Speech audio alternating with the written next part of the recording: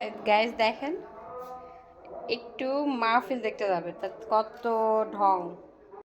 আসসালামু আলাইকুম সবাইকে, কেমন আছেন সবাই?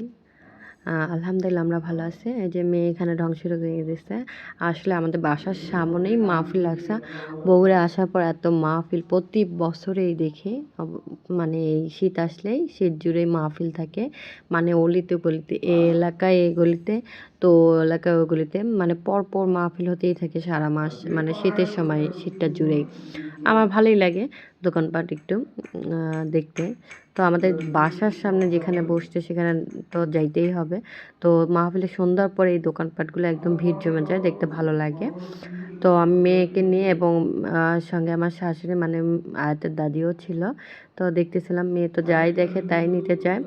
তো আমি ওকে তেমন কিছুই নিয়ে যাইনি, কারণ মাহফিলের জিনিস জানেনই তো অতটা খুব ভালো হয় না।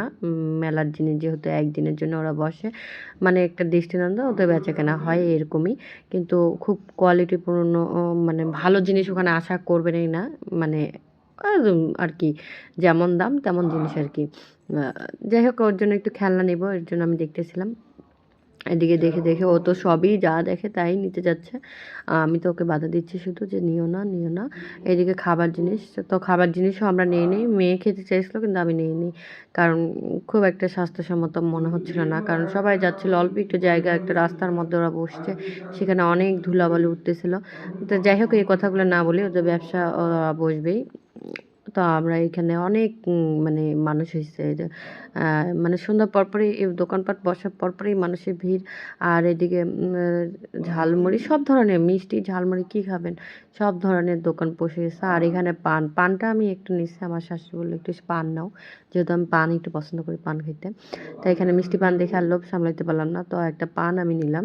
দামও সস্তা ছিল, মাত্র 10 টাকা আর 20 টাকা। যেটা একটু বেশি কালারফুল, যে দেখতে পাচ্ছেন লাল মশলা দেওয়া, সেটা তা 20 টাকা ছিল, আর 10 টাকা। এই তো আমি একটু ভিডিও করে নিতেছি, একটু মাস্ক পরেই বেরিয়েছি। ধুলা, মেয়ে মাস্ক পরবে না, যাই হোক ওই যে এটা দোকান থেকে নিয়ে দিলাম ওকে। ও মাস্ক পরতে চাও, ঠিক আছে, সরি ভুলে গেছে। আর এইটা বগুড়ার ঐতিহ্যবাহী খাবার। জানি না আপনারা চিনবেন কি না, যারা বগুড়া আপুরা আছেন অবশ্যই সাড়া দিবেন। তো আমার কাছে অতটা ভালো লাগে না, যাই হোক। তো ঘুরতে ঘুরতে যে মাহফিলের মেন জায়গায় যেখানে বয়ান দিবে আর কি হুজুররা, সেখানে আসলাম। দেখেন এই জায়গাটা ফাঁকা, এরকমই হয় যেখানে আর কি মেন মাহফিলের জায়গা, সেটা অনেক ফাঁকাই। দেখেন কয়েকজন মানুষ বসে আছে। আর যেদিকে মেলা বসে সেখানে পা দেওয়ার মতো জায়গা নেই, এতটাই ভিড়। তারপর এদিকে ঘুরে টুরে মাটির জিনিস দেখতেছিলাম। তো আমি চাচ্ছিলাম মেয়ের জন্য একটু মাটির জিনিস নেই, কয়েকটা মাটির জিনিস নিলাম। আমার ভালোই লাগলো মাটির জিনিসগুলো, ও খেলা করবে, দেখতে ভালো লাগবে। আর কেন জানি মাটির জিনিস দেখে আমার ছোটোবেলার কথা মনে পড়ে যাচ্ছিলো, কারণ ছোটোবেলায় অনেক খেলছে এই মাটির হাঁড়ি পাতিল দিয়ে। এখন আমার মেয়ে আমার চোখের সামনে খেলবে, তাই মানে ছোটোবেলার স্মৃতিতে চলে গেলাম। তো এই যে আমাদের গেটের সামনেই বসে গেছে, আর একটু ওই যে শেষে ও দেখবে বাসায় ঢোকার আগে। তো আমিও দেখে নিলাম। বগুড়া আপুরা বলবেন আপনাদের কোন কোন এলাকায় এরকম মাহফিল বসছিল, কী কী নিলেন, না এখনো বসছে কিনা, বা সামনে হবে কিনা। আসলে গরম পড়ে গেছে তো, শীত শেষ, এখন তো মাহফিলও তেমন একটা হবে না। আবার 1 বছর পর এই শীতের সময়ে মাহফিল হবে, তাই একটু মেয়েকে নিয়ে আর একটু ঘোরাঘুরি করে দেখতেছিলাম। তো বাসার সামনেই অনেক দোকান বসছে। এখন সে বাসায় ঢোকার আগে সে অনেক কিছু নিতে চাচ্ছে, তো ওর দাদি আবার ওকে এই বাসার সামনে এই ভ্যান গাড়িটা যেটা বসছে ওখান থেকে চাচার কাছ থেকে কিছু নিয়ে দিচ্ছে।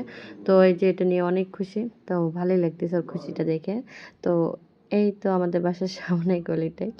তো ভালো থাকবেন সবাই, আর আমার ভিডিও কেমন লাগলো জানাবেন।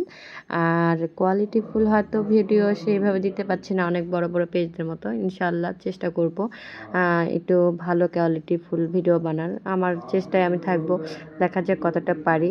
সবাই পাশে থাকলে হয়তো আগায় যাব সামনের দিকে। সবাই ভালো থাকবেন, আসসালামু আলাইকুম।